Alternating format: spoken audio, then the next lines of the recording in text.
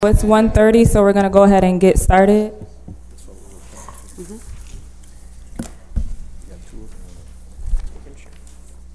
First, Caitlin, if you can introduce yourself and who you have with you. Sure.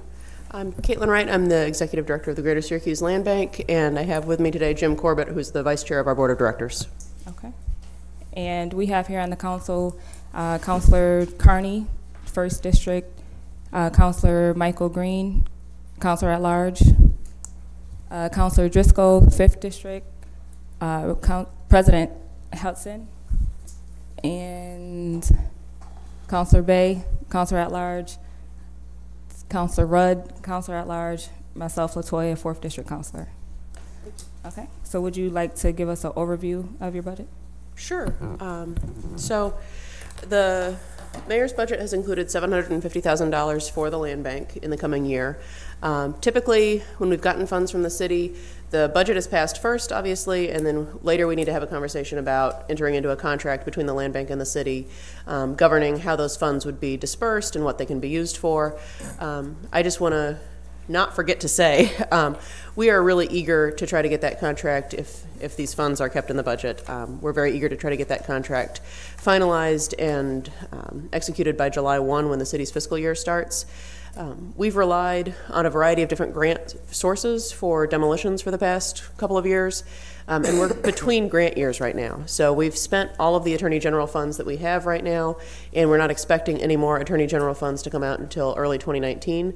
So we're looking at a 2018 construction season where we have no funds available for demolitions. So I'm very hopeful that the $750,000 that's currently in the budget will be preserved, and that if we are in a position where we can enter into a contract, that we would do so as quickly as possible so that July 1 we can really hit the ground running and not miss too much of this construction season before it starts snowing again, which I know is kind of crazy to say, but it comes faster than you would expect. So our two biggest challenges that we're facing are a lack of funding for things that require subsidy, like demolitions. So like I said, we are in a year right now where we're between grant years on demos and we have no demo funding. Other kinds of activities that often require subsidy are the significant renovations that we do in partnership with Home Headquarters and new construction. So we do have funds from the AG this year to do 8 housing projects with Home Headquarters. That's going to be 5 rehabs and 3 new constructions.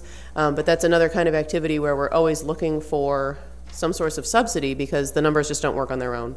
And then we're also looking for other grant funds where we can attract bigger infill construction on commercial sites, and we talked about that when I was here a few weeks ago. So all those activities that require subsidy are one area where we're always looking out for more funding. And then the other big challenge that we're up against is the land bank's recurring operating deficit. We take properties in, we clean them out of all the trash and debris, we mow lawns, we board windows, we keep them insured, and just that basic operations costs more than we bring in revenue each year. So we're actually very fortunate that the city does convey properties to us for $1 each, and we're able to generate a lot of sales revenue to support our operations. This past year, we generated about $1.3 million in sales. Between sales and some leases and a couple of other sources of income, we brought in about $1.5 million in income, and that's largely a subsidy that the city provides. But it costs us about $2.2 million to run the land bank. So we're looking at a $600,000 deficit for the previous year, and we expect that to be just about the same next year as well. So long term, we need to find some source of revenue to bridge this deficit, or if we don't, we're going to run out of money by the first quarter of 2021. We don't think that we can keep relying on the city to bridge that deficit every single year. Obviously, we know what financial position the city's in. And the New York Land Bank Association, that represents 23 land banks across the state, is lobbying in Albany to find some sort of state source for recurring revenue. We think we've figured out what that model should look like. It would be an increase in either the mortgage recording tax or the real property transfer tax in a county that has a land bank. So just like every time you record a mortgage in Onondaga County, there's a small state fee that goes to fund Centro. So the state is actually charging that fee. It's collected locally by the county clerk, and then it funds our local transit authority. We would propose a similar model where a small fee would be charged with every real estate transaction. It would be a state fee that would then go to fund the land bank. So counties that don't have land banks wouldn't be stuck paying for them, and bigger counties would generate more revenue. It's kind of nicely scaled to the size of the need. Now, we were advised that that's probably not going to pass in an election year, so we're not asking Governor Cuomo to sign something like that right now. But we are hoping that that would be introduced in the legislature's next session, starting in early 2019. And we'd like to come back to the council and ask you for your support on that and see if maybe you could pass legislation urging the legislature to consider something like that so that we can find a sustainable source of funds, both for all the subsidized activities that I'm talking about and also just to keep the land bank operating. The fact that the organization is here and operating has helped the city become a better tax collector. You're bringing in more delinquent taxes than you could ever collect before, and I hope an increase in on-time collections as well. And the properties that we're getting repositioned, sold, and put back onto the market are now tax current properties generating revenue. We've sold 560 properties so far, and we think that those are generating about $1 million in local property taxes each year, city, county, and school. So I think being able to support this organization and keep it running has a real financial benefit for the city, not to mention a quality of life benefit for the people that live on a street next to a vacant building that we've been able to get into the hands of somebody good and responsible who's going to come in and invest money in renovation and get it occupied again. Now, like I said, I don't think that the city can continue to support us financially forever, but we're in this situation right now where we're in a gap between two different grant years on the AG side, and I think we're pretty close to getting a more sustainable solution from the state. But in the meantime, things are looking pretty bleak, and we don't want to have to draw another $600,000 from our fund balance in the coming year. If I could just, Yes. Another thing, that's the financial side of it. A lot of you that know me know when we do projects, I travel all over, I like to look at them. And what has happened in whole areas of the city, we're very proud of. Next week, is it next week with the Butternut Street? What a transformation that's going to be. And it's a quality of life issue, but it's also an entryway that used to be a very proud entryway and will still be a proud entryway. We took 230 or 40 we voted on to take properties last month. So we continue to do this. And I'm most proud of the fact of how we've turned whole areas around. And you know, the finances, I understand it. I spoke a number of times here, and I've said there's always been someone from my family in this city hall since there was a city hall, and there still is. So even though I came from a county area, I've lived in the city growing up. Most of my family lives in the city. And as I've said before, you know, we're nothing but a big wheel. You know, city's the middle, county's the spokes. You can't have one without the other, but nobody knows when you travel. They say, where are you from? You're from Syracuse. So I keep that in my mind when I legislate and I work on what we have to do here to make it better for both the land bank and the city. Thanks. Thank you. I get kind of folksy, so you have to get used to that. Seaton County. Thank you. I also provided a list here showing all of the demolition candidates that we have in our inventory currently. And I just want to make a footnote that this is just what the land bank currently owns that needs to come down, for which we have no demolition funding. But we get calls every day from people who have a house next to them that's on the seizable list. Right now, until we can identify some demolition funds, our board has directed us not to take in any more demolition candidates. We've got about 220 here. They don't want to be adding to that backlog until we can figure out how we're going to start paying for them. Nevertheless, I think the fact that we have all these properties on hand that are ready to come down has actually really served us well when it comes time to go apply for grants. The AG has been really impressed when we come to the table and say we've got 200 shovel-ready projects. We've been able to bring home more Attorney General grant funding than any other land bank in the state, I think because we have projects that are primed and ready to go. So I know that it's, to some degree, really scary to have this backlog of properties that we need to figure out how to fund, but it makes us better able to get funding. Shovel-ready projects, what does that mean? That we actually have title to 200 properties that need to come down. When we go apply for money, the AG knows if they give $2 million to the Syracuse Land Bank, we're going to start spending it immediately. A lot of the other land banks across the state won't take title to a property until they have the funding source identified to work on it. So because it takes about 9 months to foreclose, they might get a grant from the AG and have to wait 9 months before they can start spending money before they have title to the properties. So we've put ourselves in a position where, yes, we have a backlog of demolition candidates, but we're able to go tell grant funders, if you give us a grant right now, we can hit the ground running. And I'm not trying to be funny, but I'm kind of glad that you do have a backlog of demo projects, because I think at some point NBD and the home headquarters and everybody need to start working together, because once you take all these houses down, we just gonna have a big blocks of empty landscape with nowhere for anybody to go. That's the problem for me. I'm glad you mentioned that. So I do want to, I've kind of identified these two big areas that we need help with. One is, projects that require subsidy. I don't want to limit that to just demolitions, because you're right, you need to have a post-demolition plan. So when we were here a few weeks ago, we had some renderings and examples of, now that we've taken out 4 or 5 houses in a row, what's possible on that site. And I think as we start to catch up with this list and we have more of those big clusters where we've got a blank slate ready to go, you're going to see more and more opportunities. And we do all need to be thinking collectively about, well, how do we then find the funding to put something there?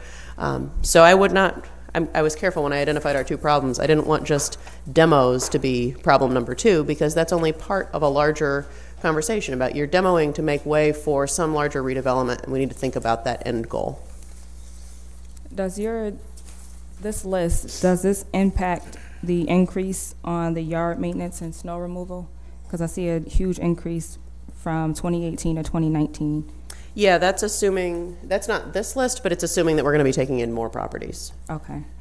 And so so who does the maintenance now? So you guys have your own crews that go out? We subcontract all of that. So we have one contractor that does all of our lawn mowing. We have another contractor that does all the trash removal. We had 4 vendors last year that did snow shoveling. All of those vendors are local MWBE businesses, with the exception of Project Joseph, which is providing its own kind of social benefit, doing job skills training. So would it be a cost savings if maybe you used some of our youth to do these jobs? I don't necessarily think so. Okay. So we are hiring private companies to do it. If we had a private company that was using some sort of program to do youth employment, then that's definitely somebody we would consider hiring. I don't know if they could be cost competitive. Okay. I think it's worth exploring. Yeah, I think one of the biggest benefits of transferring properties over to you guys is the fact that we no longer have to maintain them at the cost of us. I mean, it's probably much more cost effective to have you and your contractors deal with a lot of the work, I would assume. I would assume the same. I've crunched the numbers with Ken Towsley over at Codes, and he says that it costs them about $54 to mow a lawn, and I know it costs us $12. Yeah.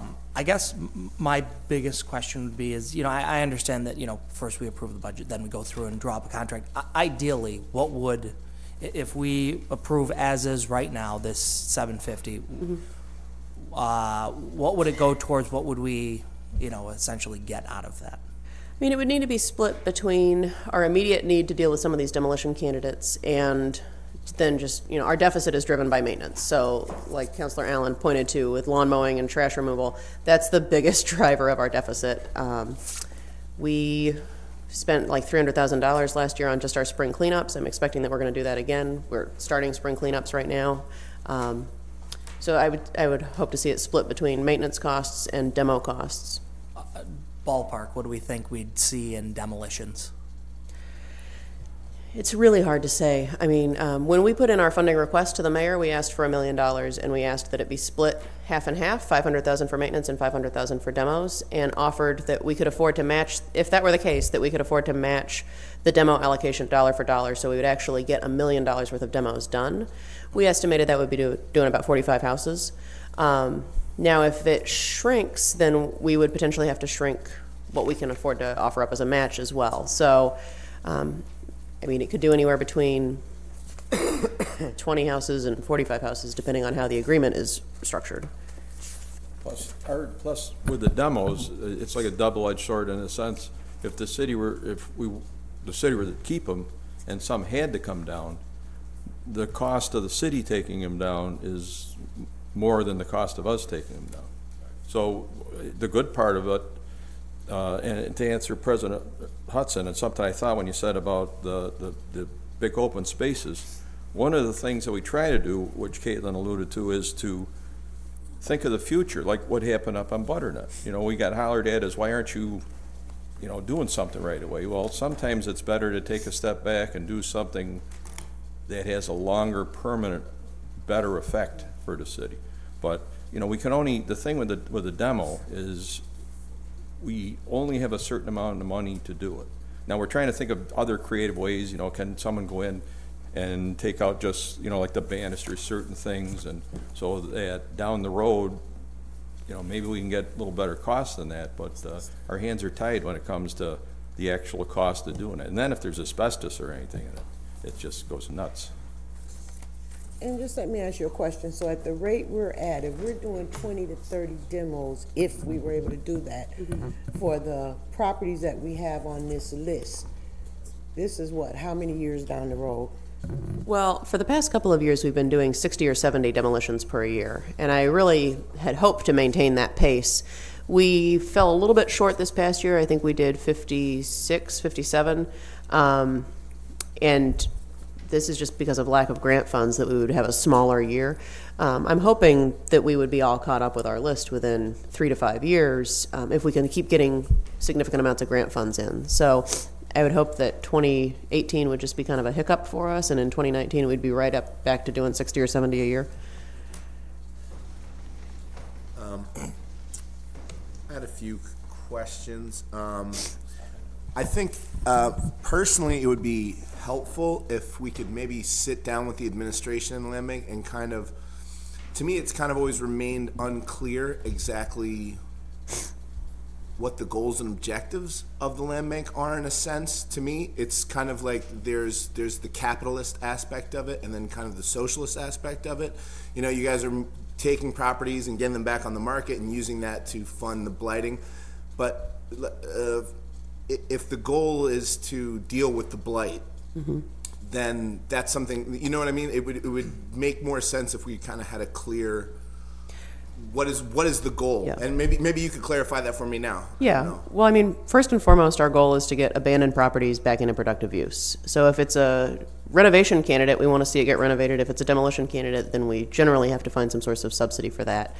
If it's a vacant lot, if it's smaller than 40 feet of frontage, usually the best thing we can do is sell it to the neighbor, but if we have opportunities to assemble larger lots, then there's potential for infill construction there.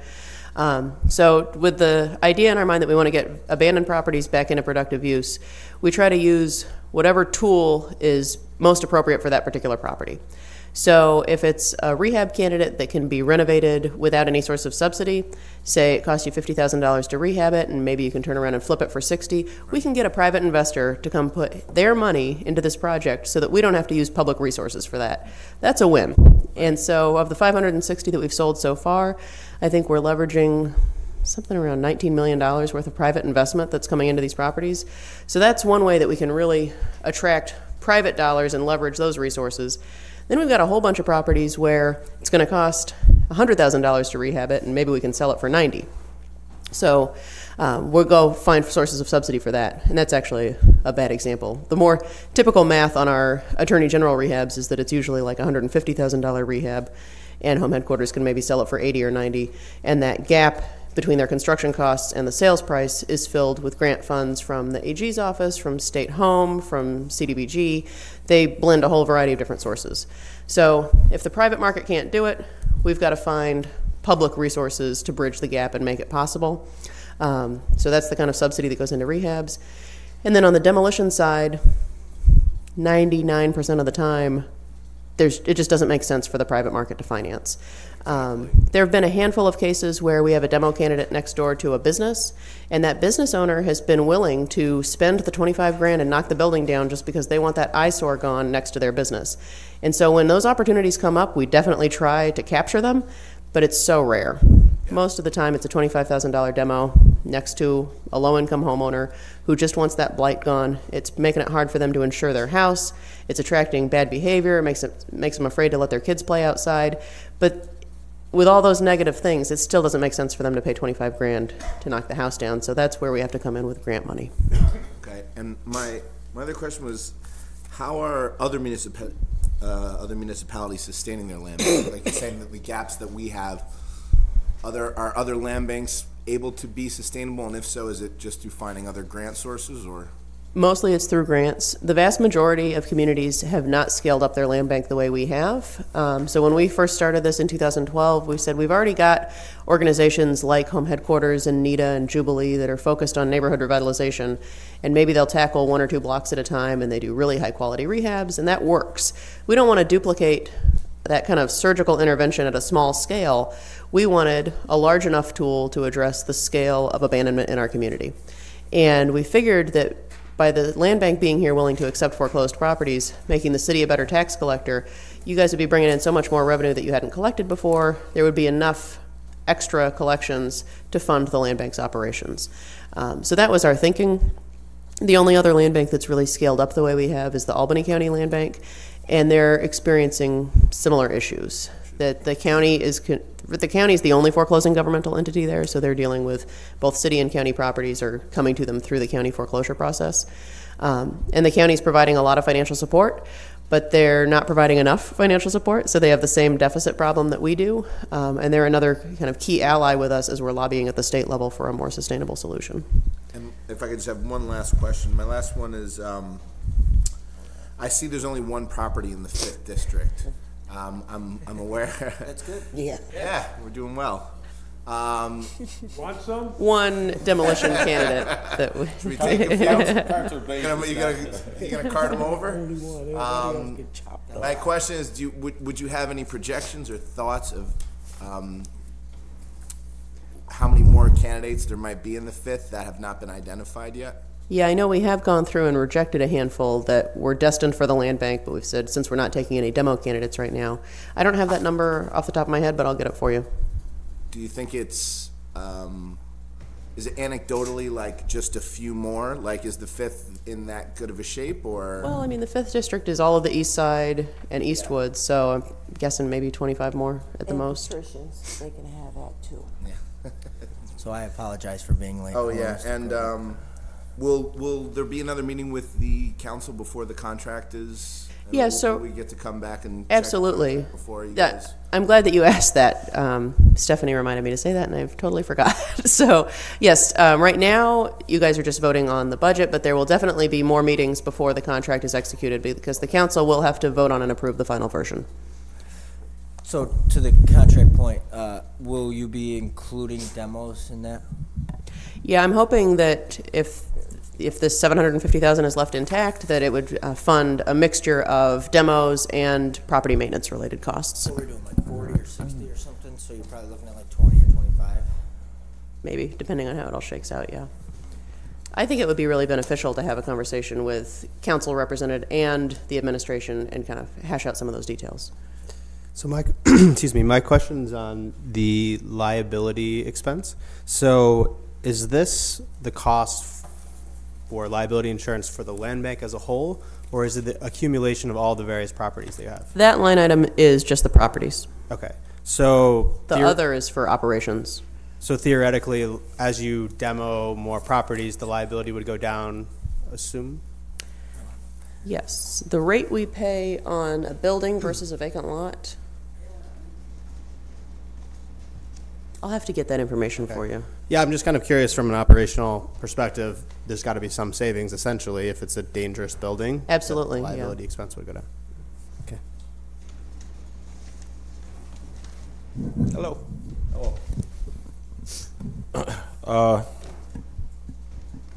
So most of what I have are statements. Right, I have one question. I'll get to that. I have a pretty good grasp on the express operation and what the needs are, and I think they're all valid. Necessary though for me to express, not only for all listening, and it kind of saves me from having to repeat it when Stephanie and MBD come up here, so she's sitting right there, she can hear it this time. Even though she's heard it before, it's necessary that we have a complementary housing plan, to deal with what will become a lot of vacant lots should we acquire the funds for demolition, right? And with the land bank's effort, or this joint effort being to improve our housing stock and ultimately our revenue generation, You know, I think more care and consideration has to be taken, not only in the development of a housing plan, but also, and let me be purposefully redundant here, a housing plan that complements or, the demolition effort. So I'm not just putting that on you, I'm just sharing that with the room. I also, though, think we have to be careful about the sale to entities that are not taxed, right, which we talked about before, but I'm just stating it for the record. With an effort to improve our finances, that kind of sends us in the wrong direction, with all due respect. And, I think, no offense to a lot of the nonprofits, that our society is kind of going in a challenging direction with the number of nonprofits that may appear in a given summer. But I think we just have to kind of reconsider. When we're talking about improving our condition, I spoke before about the fact that we could be a lot more deliberate in our effort to improve our condition and ultimately send our financial health in a more positive direction. And with our second greatest revenue generator, that's a great place to start, obviously.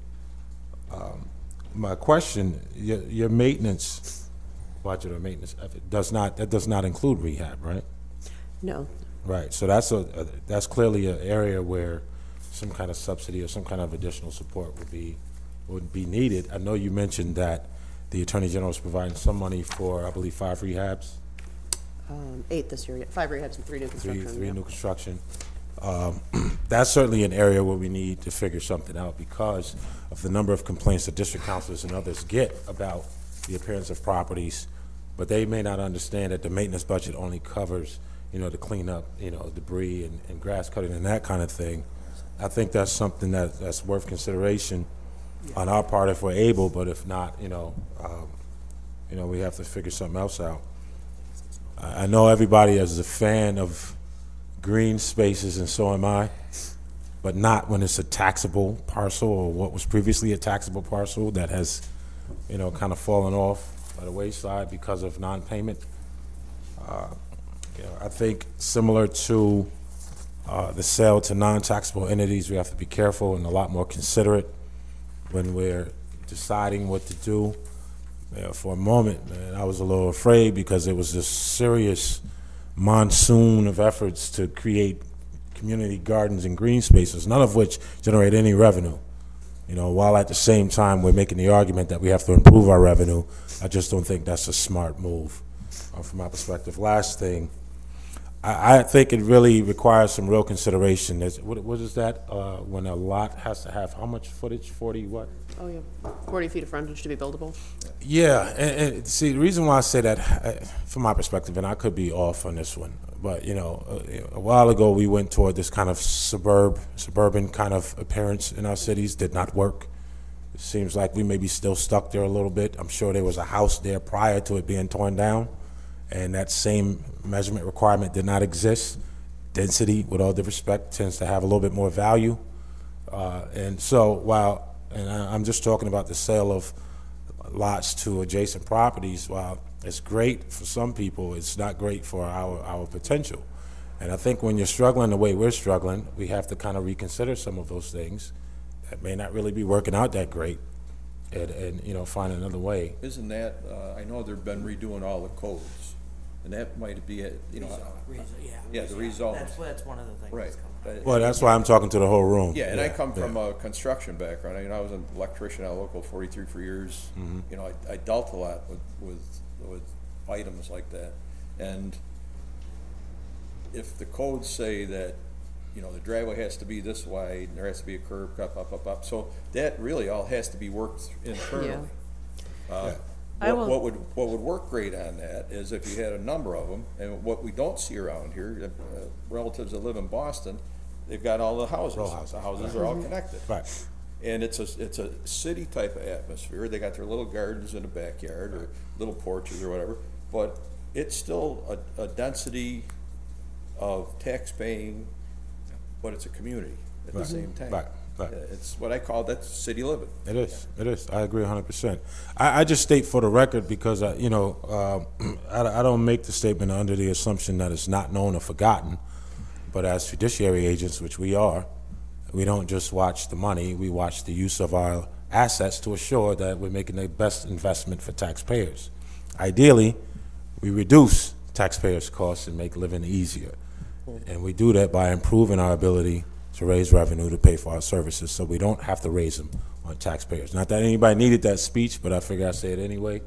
But I just wanted to give that for consideration. Those are the only concerns I have, and it's holistic. It's not the land bank by itself. It's really all of us, but that's all I have. Thank you. Okay. So, Oh, there you go, sorry. okay. The 8 housing projects that you have coming up, are they going to be scattered around the city or more clustered into one area? And do you know the areas? For the most part, they're scattered. There's a list of them. The annual report that we brought here a couple weeks ago has the 8 addresses listed. Okay. 707 First North Street is new construction. There's a new construction on Borden and a new construction on West Kennedy. The other rehabs are on Bell, West Kennedy, Newell, and I'm forgetting the 8th, forgetting the rest of them. Okay. But I can email you that list. And they're all affordable housing? They all have to be affordable for home ownership at 80% of AMI or lower. Okay. I just jumped in on that. What, you just jagged me. One of the other little sidebars that we've developed is the city employee discount. We're actually now, maybe somebody that was a city employee that didn't live in the city has been able to now say, I can make this work. So, I mean, that's just another one of the small benefits of what we're striving to do. But while we're on that topic, can I jump in that? Because I know, Caitlin, you talked about gutting. And I mentioned then that maybe because I know a couple city employees that have purchased the land bank homes, but now they have to go in and gut them. So couldn't we gut them and sell them that way and let them do what they're going to do? We could do it that way, but we'd have to increase the sales price a little bit. But I do think that employee discount program has been kind of a surprising success. That we were just looking at some properties the other day. In addition to those 8 that are being renovated or new construction with AG funds, we're also partnering with the city to identify homes that we can rehab using AHC funding that comes from the city. So we'll be doing even more rehabs and selling more move-in ready product. And so we were looking at some candidates, seeing, if we renovated this and had it a beautiful move-in ready house, could we get somebody to pay $60,000, $70,000 on this block? And there's this like psychological disconnect that happens because it's definitely worth it. Your mortgage payment on a $60,000 or $70,000 loan is going to be way less than you're paying for rent somewhere right now. But people just aren't willing to pay that on some of our blocks. But meanwhile, just around the corner, I was looking at this beautiful house that had just been painted. They're putting new windows in, and it turns out that was one that we had sold to a public employee. Well, we had it listed for $8,000. He was able to get it for $4,000. He was so excited about the idea that this was going to be a real bargain. He probably put 60 or 70 into it at the end of the day by the time he added in all of his renovation costs. But it feels better to buy a house for $4,000, So it makes it hard for us to make more move-in ready product available.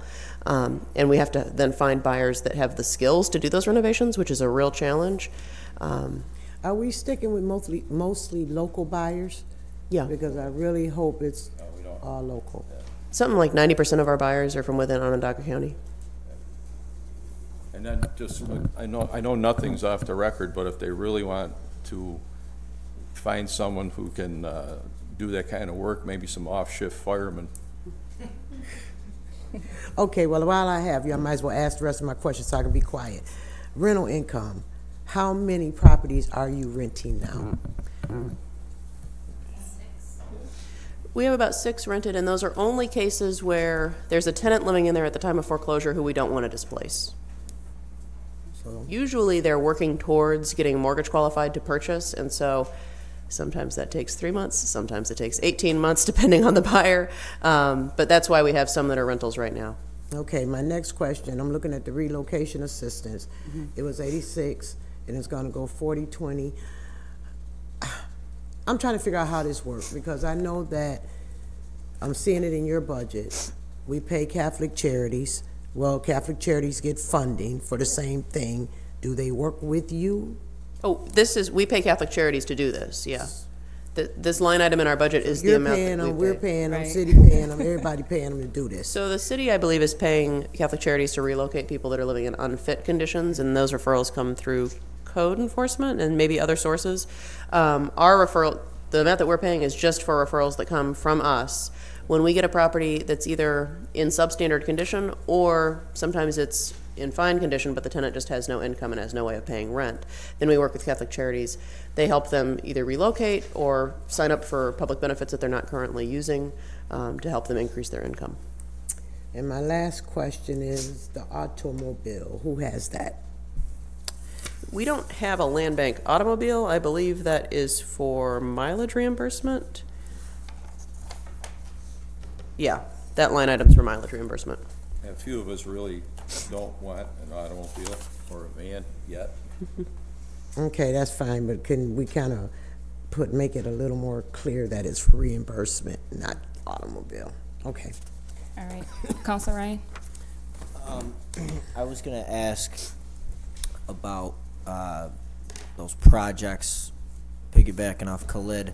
A lot of those seem to be done by home headquarters for more housing stuff, but down the pipe, do we have housing visions coming in anywhere? Are they still in talks constantly, or?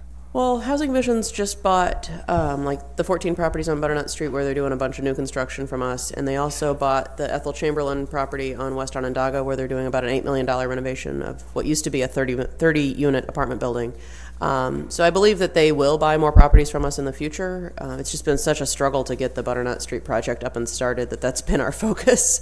But we're amassing more clusters. So on the near west side, for example, you'll see that we have a lot of demolition candidates. We also have a lot of vacant land.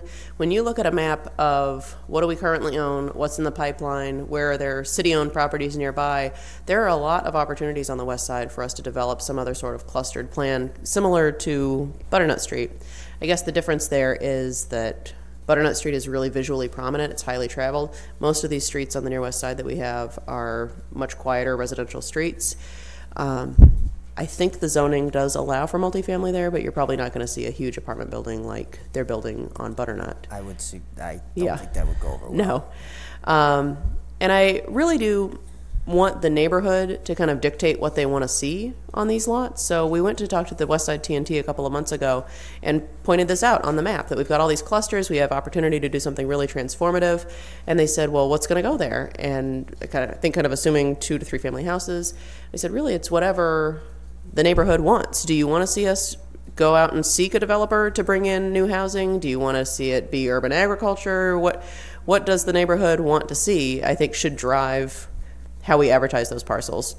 The inherent tension that comes with the housing development is to go build a handful of new 2 to 3 family homes. The construction costs always exceed what you can actually rent them for after the fact. So you've got to have some sort of subsidy. The only subsidy that's out there comes with income restrictions. It's either low-income housing tax credits or some other sort of state funding. But we already have concentrated poverty, and people don't want to see further concentration of poverty.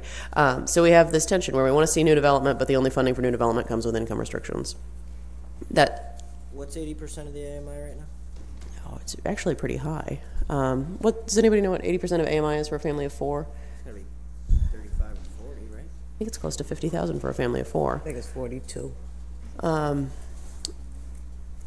that said, that's a lot of the pushback that we get when we say, well, the project we can bring in is going to come with income restrictions. People immediately have like a bad reaction to that, but the income restrictions are higher than you think they are. It's really kind of in line with what the neighborhood average is anyway, and we're putting much better quality units on the market, because right now we have a lot of problems with substandard housing. So I do think that it's moving things in the right direction. It's just that we need to figure out a better way to talk about it as a community. Any other questions? One point of clarification. First, I'm not sure if it's you, it might be Mary, but the $500,000 on the special objects of expense, where the $750,000 for the land bank also is, what gets that? Where does that $500,000 for blighted property maintenance go? Is that that's not for land city bank? city demolitions? City demolitions. Okay. Yeah. Emergency and court-ordered demolitions that the city still owns. And then I know Councilor Boyle couldn't be here because she had a family emergency, but she had expressed that concern about the long-term sustainability of the land bank and trying to make it self-sustaining in the long run, or what you talked about the different sources of revenue, but I guess my understanding is that you require permanent subsidy. Do you think that's the case, or do you actually, like she would say, you need a plan to show us that you'll be self-sustaining? That's Is not that, possible. will that ever happen? No. I don't think so. So and that's the way I understand it to be. And then we've kind of framed the debate around land bank money as we're funding the land bank or we're not. And it seems like we are, even last year where we didn't give you extra, where the council didn't give you extra money, you were funded with the money from the property that we gave you. But then, and it seems like we're moving toward contracting with the land bank, right? So it's not like we're totally funding you, it's that We've been contracting for years. but even this $750,000 we're talking about, there's going to be a contract. We'll have clear expectations for that. So should we be thinking of it as we just contract with the land bank for specific activities, or is it really that we are, because they seem not totally clear to me. Like, are we just giving you money to figure out what to do with it, or are we explicitly contracting and saying We're giving we them want money. these? The contract is more measurables that have some things that counselors would like to see. Essentially, we'd like to see you take down 20 properties. We'd like to make sure that you buy vacant property. We'd like to make sure that you sell some property. So the contract at the beginning very much reflected a brand new entity in the land bank, and making sure it got going in the right direction. I think this contract will probably be a little bit different.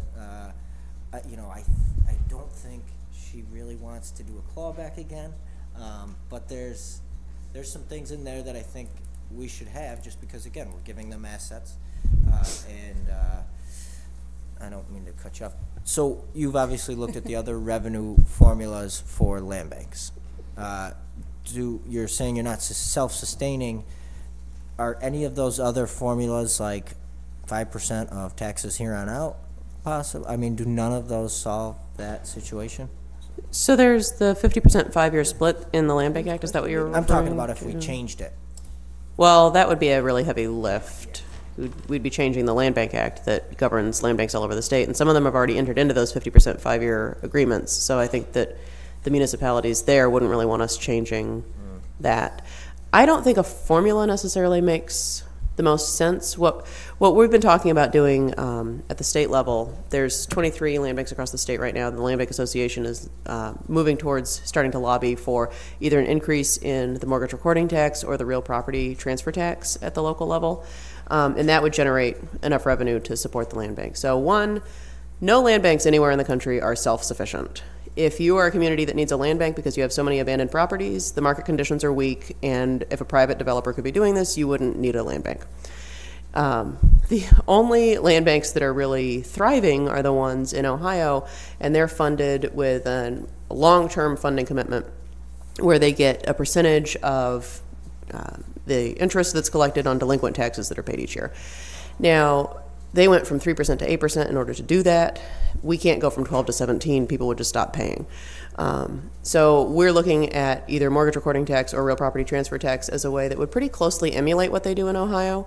And it would work very much the way that Centro is funded now, where the state levies this fee every time there's a real estate transaction. The money gets collected by the county clerk, and Albany directs it back to the county from which it came. So that would, I think, be the best way to fund land banks, more sustainably in the future. We're just not there yet. So we're in a position where we need the city's help to kind of bridge this gap until we can get to that point. To your question, Councilor Rudd, the first few years that the city provided financial support to the land bank, we had a contract, but it was pretty open-ended. Most of those funds were unrestricted. And now I think what we're moving towards is where it's more of a fee-for-service type model. If we can't find this really sustainable source of funding from the state each year, we will have to have a conversation with the city about, should we do a 5-year, 10-year fee-for-service model where we're mowing 1,000 lawns that you used to mow, and here's what it costs us. Arguably, we can do it more cost-effectively. We'd have to negotiate all those terms. But I think that's really the way we should be thinking about it, is we're here maintaining these properties, that the ones that can sell are moving, we're successfully getting them back on the books and attracting private investment, and those properties are performing. The ones that we're stuck with that aren't selling are the properties that can't perform, that need some sort of public subsidy for maintenance. Two more questions. One is, what's the county throwing in? Good question. Let's see, this year our contract with the county is just for $100,000. Restricted? It is restricted to deconstruction. To a specific property? I think we'll probably be able to do somewhere between 20 and 30 architectural salvage projects with those funds. And is the sewer fee done, or are you guys still battling through that one? Actually, we were able to get a legislative amendment passed this past session where we are no longer going to be subject to sewer unit charges. Good. But it took changing state law to get it done. In 4 or 5 years? Yeah. Easy stuff. So Caitlin, the land bank, as I'm hearing, you're never gonna be sustainable.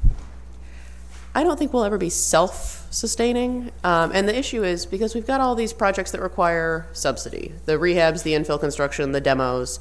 So let's say we get all the demos done and we're left with nothing but vacant land and the good buildings have sold. Somebody's got to maintain that vacant land. And I think we just have an oversupply. Syracuse used to have 220,000 residents. Now we only have 147,000 residents. We've got all this land that at one time was very densely populated. I hope that we will get to that point again, and that eventually we'll have so many people moving into the city that all that land gets built on and we don't need a land bank anymore. But I think that's probably quite a ways off. So outside of the home headquarters and the housing visions and some city employees, because I know, as all of us do, we talk to people that want to purchase. So how many have you actually sold to like individuals to be able to purchase out? Structures? So I would have to go back and crunch the numbers. So there's been 560 sales. I would say probably 60 or 70 of those have been to home headquarters, and another maybe 80 have been vacant lots. So we're talking, hundreds and hundreds of structures that have been sold just to regular people that want to come in and renovate a house. That's our biggest customer. So I think the housing visions and home headquarters get the most attention because they get city funding and we are all familiar with them. But the vast majority of our transactions are just with regular people that want to invest in real estate in Syracuse. Sorry. I think, we've had this conversation because I was, of the mindset that if we, we're going to sort of get away from just, giving the land bank, $1.5 million every year, because it sort of seemed like, geez, we're never going to get to a point where you can really truly become a separate, completely self-sustaining, independent body. That, what if we use the state's other model of, 5 years, 50%, and just, I think the conversation that we had the numbers worked out to maybe $75,000 if we sort of took out the school district, because we'd end up losing money to, indemnify the school district because they're a dependent district, and, we'd have to make up for that. I guess ultimately, what would the numbers look like if you were able to go to the state and get to that point? Would that actually work? Would you then sort of be, would you be coming back to the city at any point looking for money? That's a really good question. Yeah. If we get what we're asking for, this either mortgage recording tax or real property transfer tax, we would not have to ask the city for any more money. We're still dependent on the city to foreclose on properties and convey real estate to us, because that's kind of what we're here for, is to take this real estate off the abandoned list and get it back into productive use. But we would not have to rely on the city for any sort of financial subsidy. And in fact, we could probably pay you more per property than we pay you now. And just real quick, and to that end, there's even been discussion on that as to having it only to the seller, what Dan had brought up, because the seller wouldn't look at it like a buyer. Okay, I got this extra thing I have to pay. The sellers he's selling it, he or she's selling it. They don't care. They're selling it, so it's less onerous. There's even, just to show you how far along, there's even been discussions on that as how it'll be worked out. Who does that fee impact? Yeah, who does the fee impact? Yeah. I guess that would sort of be my, my question and concern about that was, I think, was it 5 years ago, we were, you know, when this was created, it was like, okay, geez, this is what, you know, this is how it's going to work. And eventually we believe that we're going to get to the point where you're no longer dependent on the city to come in. And I think that was probably a little unrealistic. I think once you guys probably got in there and started tackling a lot of the properties that we were giving you, I think you probably got to the point where they were not the greatest pieces of real estate around. We learned a lot. But that would be my concern is we're at a point where we're trying to figure out our finances in the city, and we don't want to, we're trying to figure out where we're going and what we can and can't do. Right. And that would be my concern is if we go and lobby for something like this, are you going to come 5 years down the road and say, geez, we still need another $500,000 or $600,000? And no, I don't anticipate that happening. We're at the point where we've done all the analysis of how much would this impact the average home buyer, home seller, based on, you know, what's the average income and the average home price in Onondaga County. I think we've been talking kind of as a state association about trying to get this passed as a blanket piece of legislation, so every county that has a land bank would have this extra fee kick in. That may be a little bit more of a heavy lift. What could be easier is just to ask for a special home rule legislation, yes, a special piece of legislation just applicable to Onondaga County. It's really important that this would have to apply county-wide, and I think one of the challenges that we will be up against in the next couple of months is convincing the county legislature that this is something we need. So we would need both the Common Council and the county ledge to send a request for home rule legislation to the state if this was something that we wanted to accomplish. well, you can just get in there and explain the spoke to them. Feel in the smokes. Or the spoke. You know, just like everywhere, any organization, Yeah. you know, I can explain all I want, and some will absorb it, and some will hang your head off the wall. It's not gonna happen. No, I can understand and appreciate that, and, you know, if that's the way that we're capable of going, you know, I'm sure, you know, majority of us will be very supportive of it. I'll do believe me, I'm not shy, as some of you know. I'll do my best to talk to some of them, and some of them individually. You got some new people in there now, and some of their thought process is a little different, so, as here. Right. So, well, just one quick one, Councilor Bay, you brought up, you know, about some of the houses. Another thing we've done is to go out to the community and have murals. You know, before you just maybe see a piece of plywood up there. And President Hudson brought this up a while ago. So is another thing is to at least put something up that's a little more appealing until the decision is made as what to do with it. I just, in the gardens, I'm not real big on the gardens, but they perform a task. You know, and a number of them have been put in places where you couldn't do anything with them. Okay. Full task until the fall and winter. Yeah. I know the, Yeah. Well, just when the, Yeah. when, yeah, man, yeah. I know how you feel about gardens, but I will say that it's been really exciting with the more successful ones to see how they really become kind of a gathering point for different people on that block that are having conversations with their neighbors that maybe they didn't talk to before, kind of forming more effective, almost neighborhood watch type organizations. Well, it's happened on a handful of ours. The one on Gifford, the one on West Colvin have really become kind of more active spaces than they would have been before. And I think all of us can appreciate that to a certain extent, but I really want to also echo what Councilor Bay had said before.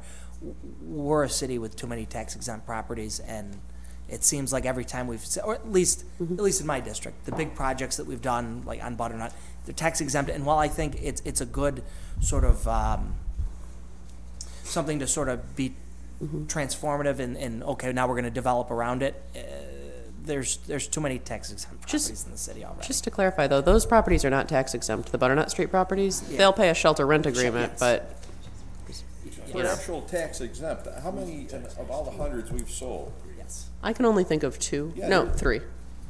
Yeah, because when we went over our list the other day, there was, I brought it up, there's 5 or 6 places of worship of any denomination. And I said, why are we doing this if they're going to be tax exempt? And what it is, they're historically late. So now they get a notice that the land bank's going to take them over. They're probably going to pay up. I mean, that's just the way it works. And I don't see in here, and I know for a fact that next week, the young leaders are going to be going out, and they're going to be doing the murals on the land bank houses and some cleanup on some of the houses. So do you not put in kind in the space? Yeah, there is an in-kind donation. We don't budget for it, but it does become part of our financial statements. Okay. So we don't know how much in-kind donations we're going to get in a particular year. Going out next week. We talked about that at work today. You might want to push it off one more week. Well, they're going for next week, and I don't know if anybody saw the article about Buffalo. Thank you, because we're not that far over our head the way Buffalo is. They're renovating houses for these crazy amounts, selling them for $60,000. So, thank you for not doing that. Councilor Rudd, and then Councilor Driscoll. In those fortunate times where we actually have money to do the demolition that needs to happen, and it gets torn down, for instance, there was one near me that came down in the fall, and I saw it, and it happened really quickly. It was great. It was down. It was graded, and now I don't know what happened in the last 6 months, but it looks like a tractor drove all over it. So, like, what's the kind of grading? Like, grading seems to kind of happen and then not happen, and then, like, they're left. Is that the one on Hillview or on which? Well, Hillview, there's one also on West Brighton that I see pretty often that looks pretty rough. So, like, when is, like, the verification before payment? And then what mechanisms are there if something goes wrong after that? For the last 13 demos that were done at the end of the season when it was already snowy, they have not been able to finalize the grading and seeding yet. So we are holding back 5% of that contract amount and not paying it out until they're done. So they are going to be going back to a handful of sites and redoing them. Okay. Okay, so Councilor Driscoll, and then we have to close this out and move along. Okay, yeah, sorry to ask again. I'd like to just file a formal complaint that Vito Shisholi's not here. Why I love having the land bank in here so we can get a little and not to have his knee operated. Oh, okay. I'm just a poor substitute for Vito. No, you're a good substitute. I just like to see Vito as well. Now, my last question was, I've heard the kind of I guess it's kind of an ideological or strategical approach to the land bank that some people have said they wish you guys used it as a more surgical tool and just focused on, rather than taking on so many properties, taking on just a few and focusing on kind of like the, some of the projects that you've done, i.e. Butternut or Kennedy. What would be your pushback or explanation on? I think I kind of got a sense of when you were saying with the grants that you're able to do when you show that you have 200 in the bank, but what would be your pushback against something that would say, when they say you should use it as a more surgical tool? I mean, that is one response, that having the sites in our inventory helps us go out and better apply for grants.